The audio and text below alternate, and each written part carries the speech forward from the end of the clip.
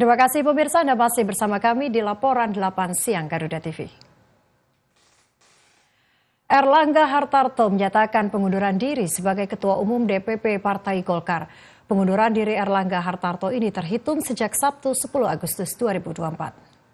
Pengunduran diri ini terhitung sejak semalam, yaitu Sabtu 10 Agustus. Erlangga Hartarto secara resmi menyatakan pengunduran diri sebagai Ketua Umum DPP Partai Golkar. Pengunduran diri ini terhitung sejak Sabtu 10 Agustus 2024. Erlangga menyatakan selanjutnya, DPP Partai Golkar akan segera menyiapkan mekanisme organisasi sesuai dengan ketentuan anggaran dasar dan anggaran rumah tangga organisasi yang berlaku. Semua proses akan dilakukan dengan damai, tertib, dan dengan menjunjung tinggi marwah Partai Golkar. Erlangga mengucapkan terima kasih kepada banyak pihak yang telah bekerja sama dan membantu membesarkan Partai Golkar. Secara khusus, Erlangga pun berterima kasih kepada Presiden Joko Widodo dan Wakil Presiden Ma'ruf Amin, dan juga berterima kasih kepada Presiden terpilih Prabowo Subianto, serta Wakil Presiden terpilih Gibran Rakabuming Raka.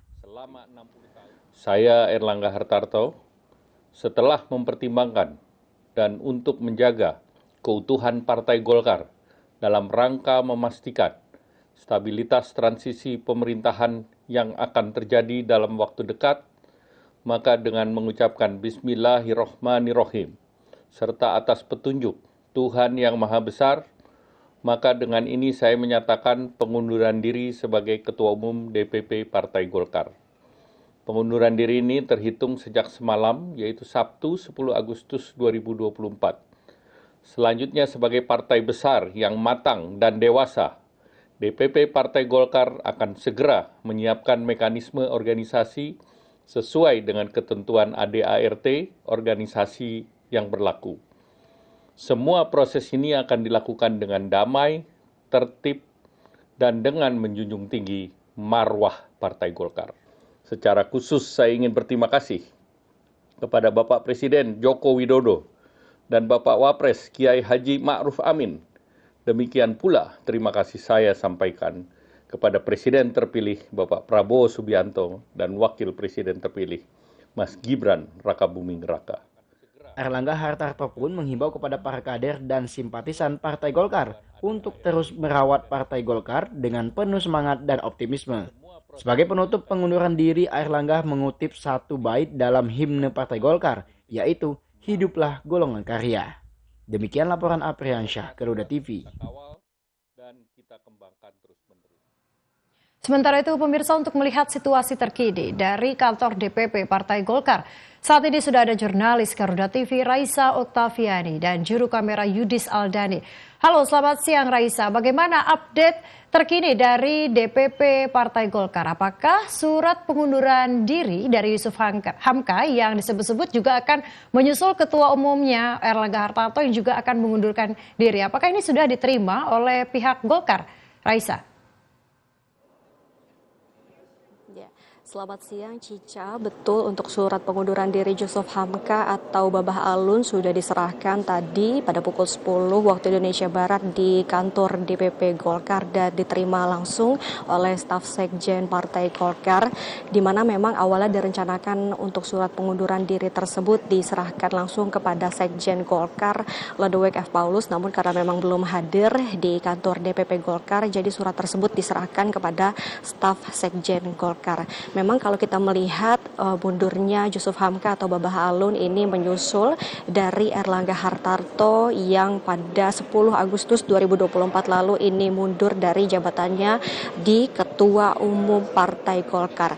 Cica, setidaknya ada 4 alasan yang memang ini mendasari mundurnya Yusuf Hamka atau Babah Alun mundur. Dalam isi surat tersebut ini disampaikan bahwa alasannya adalah karena berkaitan dengan usia. Kemudian juga saran dari keluarga yaitu istri dan juga anak-anaknya. Dan memang Babah Alun sendiri juga ini bertekad untuk melanjutkan program pembangunan Masjid Babah Alun di 38 provinsi di Indonesia. tadi juga disampaikan oleh Babah Alun untuk alasan lainnya adalah berkaitan dengan keinginan untuk kembali ke cita-citanya sebagai pekerja sosial, dan ditekankan oleh Jusuf Hamka sendiri bahwa dia ini tidak akan kembali lagi ataupun tidak akan lagi ikut serta dalam politik, dan itu berarti secara otomatis Babah Alun ini akan mengakhiri karir politiknya pada hari ini, Cica. Dan kita juga mengetahui secara bersama-sama bahwa Erlangga Hartarto ini juga sudah hengkang meninggalkan kursi Ketua Umum Partai Golkar pada 10 Agustus lalu, dan tentunya kita akan menunggu siapa yang kemudian nanti pada rapat pleno akan mengisi posisi pelaksana tugas Ketum Partai Golkar, dan tentunya sekaligus menjadwalkan musyawarah nasional luar biasa yang kemudian nantinya akan ditetapkan pada rapat pleno Golkar pada esok hari, Cica. Setelah Erlangga dan Babah Alun, apakah ada kemungkinan politisi Partai Golkar lain yang akan ikut mengundurkan diri? Cica, sejauh ini hanya ada 2 nama yang memang sudah mundur dari Partai Golkar, yaitu Erlangga Hartarto yang mundur dari posisi Ketua Umum Partai Golkar dan juga Jusuf Hamka dari anggota Dewan Penasihat Partai Golkar. Dan sejauh ini memang belum ada kader lain ataupun politisi dari Partai Golkar yang dikabarkan akan mundur. Namun sementara itu, Cica, kita bersama-sama akan menunggu kemudian pada esok hari pada rapat pleno Partai Golkar diputuskan siapa yang akan mengisi posisi pelaksana tugas Ketua Umum Partai Golkar, dan tentunya untuk jadwal Munaslup Partai Golkar. Karena kalau kita sejauh ini mengetahui bersama sudah ada 3 nama yang masuk dalam bursa Caketum Partai Golkar, mulai dari nama Agus Kumiwang, kemudian juga nama Bambang Susatyo dan juga nama Bahlil Lahadalia. Namun kembali, Cica, kita akan menunggu besok hasilnya seperti apa pada rapat pleno Partai Golkar. Kita kembali ke studio, Cica. Baik, terima kasih Raisa Oktaviadi melaporkan langsung dari kantor DPP Partai Golkar.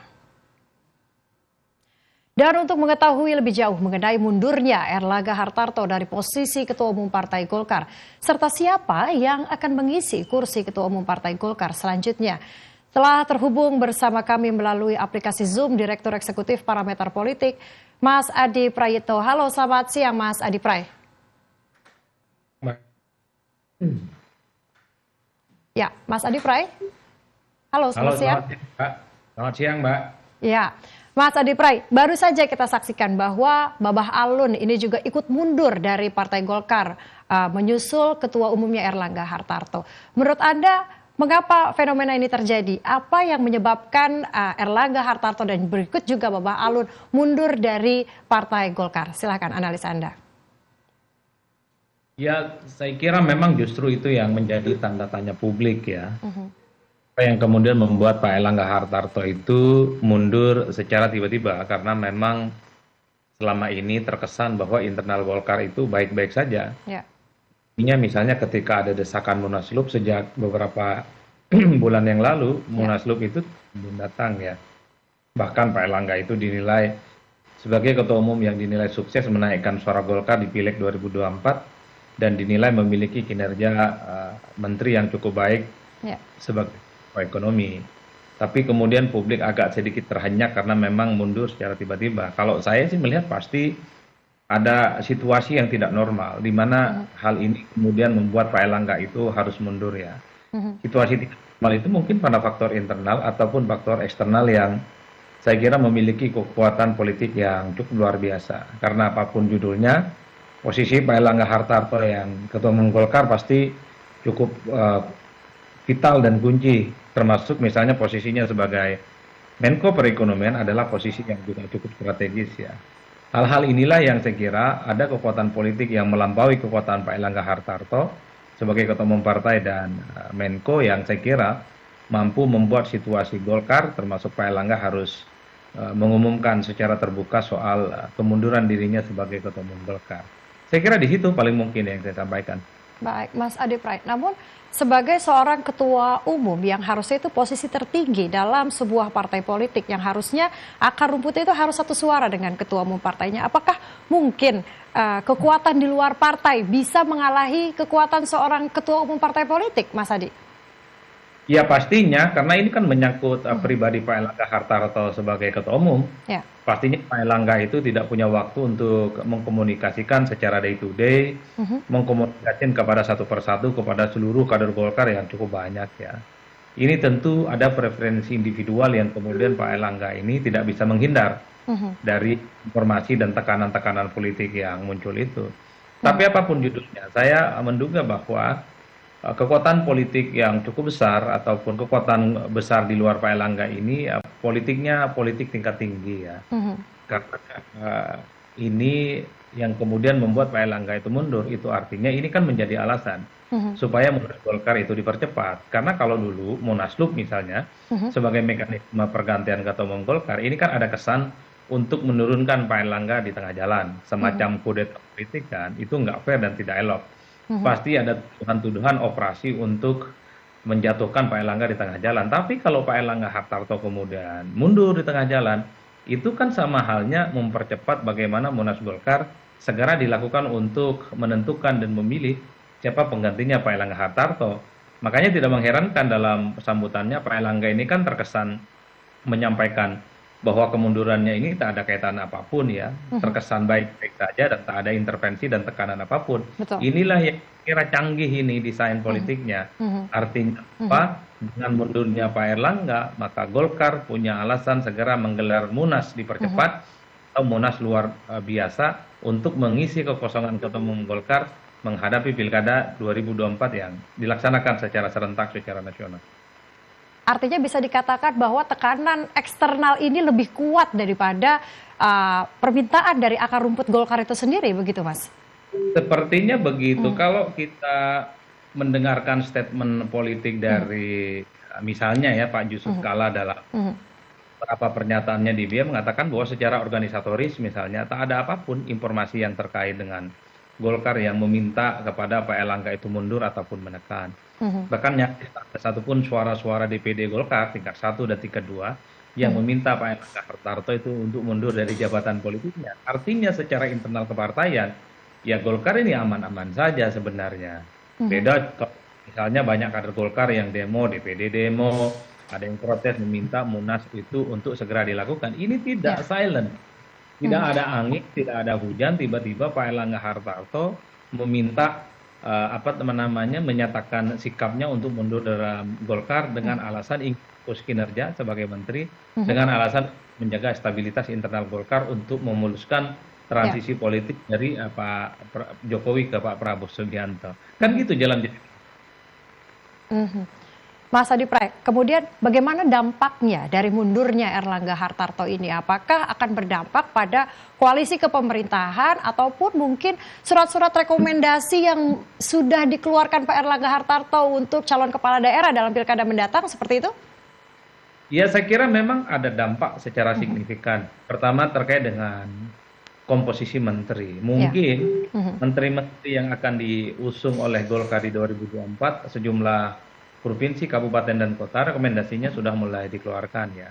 Tapi dalam rekomendasi pilkada itu sebelum didaftarkan secara resmi ke KPU, maka sepanjang itu juga rekomendasinya itu bisa diubah. Dikhawatirkan rekomendasi Golkar ya sudah dikeluarkan untuk kepala daerah tertentu itu bisa ditarik ulang. Makanya dalam konferensi pers elit-elit Golkar mengatakan bahwa pergantian ketua umum tidak akan mempengaruhi konstelasi politik internal mereka. Jadi kader Golkar yang sudah mendapatkan rekom harus gaspol, harus kerja makin konkret karena tidak akan ada perubahan apapun. Dia khawatirkan ada perubahan karena suasana politik Golkar mungkin akan berbeda. Oke, baik. Yang kedua tentu soal komposisi menteri ya. Mungkin di Pak Erlangga itu sudah mulai ada listing siapa nama-nama kader Golkar yang dinilai pantas ya untuk disorongkan kepada Prabowo sebagai pembantu di 5 tahun akan datang. Tapi kalau ketua umumnya berganti bukan tidak mungkin nama-nama calon menteri yang masuk listing ini diganti dengan orang yang baru, yaitu orang yang terafiliasi dekat dan menjadi bagian dari Ketua Umum Golkar yang baru ini. Saya kira di situ pasti akan ada pengaruh secara signifikan ya terkait dengan komposisi menteri ataupun rekomendasi terkait dengan calon yang akan diusung oleh Golkar di Pilkada. Baik, baik Mas. Menurut Anda, siapa sosok yang paling mungkin ini menggantikan posisi Erlangga Hartarto sebagai Ketua Umum Golkar dan mengapa? Karena ini banyak yang menyebut ada Presiden Joko Widodo yang akan menggantikannya atau mungkin putranya Gibran Rakabuming Raka atau juga ada nama-nama yang disebut seperti Bahlil Lahadalia. Bagaimana analisa Anda? Siapa nama yang pas untuk menggantikan Erlangga Hartarto? Ya secara ideal tentu yang berhak untuk menggantikan Erlangga Hartarto adalah mereka kader Golkar yang memenuhi syarat untuk menjadi ketua umum. Kalau tidak salah sesuai dengan ketentuan yang berhak untuk menjadi ketua umum Golkar adalah mereka yang minimal pernah menjadi pengurus di Golkar minimal 5 tahun kan. Nah itu yang syaratnya harus dipenuhi dulu. Di antara nama-nama yang kemudian beredar ini siapa kira-kira yang akan memenuhi? Overall nama-nama yang munculan di grup-grup ya, pertama mereka itu bukan kader Golkar, yang kedua juga bukan pengurus Golkar minimal 5 tahun belakangan ini. Tapi dalam Golkar itu seringkali ada ART yang kemudian berubah ataupun diubah, ya tentu hasil konsensus para pengurus DPD yang memiliki hak suara dan hak bicara. Jadi sekalipun ada ketentuan misalnya harus pengurus Golkar minimal 5 tahun, ya itu bisa diubah ya. Jadi siapapun yang merasa dirinya kader Golkar berhak untuk menjadi ketua umum. Tapi kalau kita membaca kecenderungan rata-rata secara umum, saya kira banyak kok kader-kader Golkar yang dinilai pantas ya. Bukan hanya misalnya Bamsud, bukan hanya Bahlil, tapi juga ada nama Pak Agek, kemudian ada Pak Doli, ada Maman Abdurrahman, ada Nurul Arifin, ada kemudian Mutia Hafiz gitu ya, dan seterusnya dan seterusnya. Saya kira Golkar itu surplus kader yang saya kira memang memiliki latar belakang yang cukup mentereng. Sudah malang menit Golkar, memiliki jam terbang yang cukup tinggi, berlatar belakang aktivis, pengusaha gitu, dan akademisi. Termasuk misalnya ada nama seperti Pak Aceh Hasan Sedili, itu kan nama-nama top. Tapi secara politik memang Ketua Umum Golkar itu harus mereka yang mendapatkan suara mayoritas ya dari suara dan DPD. Itu kuncinya kalau mau menang. Kalau bicara siapa yang pantas, semua pantas menurut saya. Baik, Mas Adi Pray, ini kalau untuk posisi Ketua Umum mungkin akan diputuskan dalam Munaslup ya. Namun untuk PLT, Ketua Umum Golkar yang akan diputuskan dalam rapat pleno besok, siapa yang paling memungkinkan menjadi PLT Ketua Umum Golkar? Kalau mendengar informasi dari media, ada nama AGK kan, yang dijagokan untuk menjadi PLT Ketua Umum Golkar. PLT ini biasanya diangkat dari mereka yang menjadi wakil ketua umum Golkar yang saat ini jumlahnya 11 orang. Di antara 11 nama ini, nama AGK sehari 2 hari ini kan menguat, yang dinilai punya kesempatan untuk menjadi PLT. Nah PLT ini yang nanti beberapa hari ke depan mempersiapkan bagaimana Munas Golkar itu dilaksanakan, entah itu Munaslup atau Munas yang dipercepat.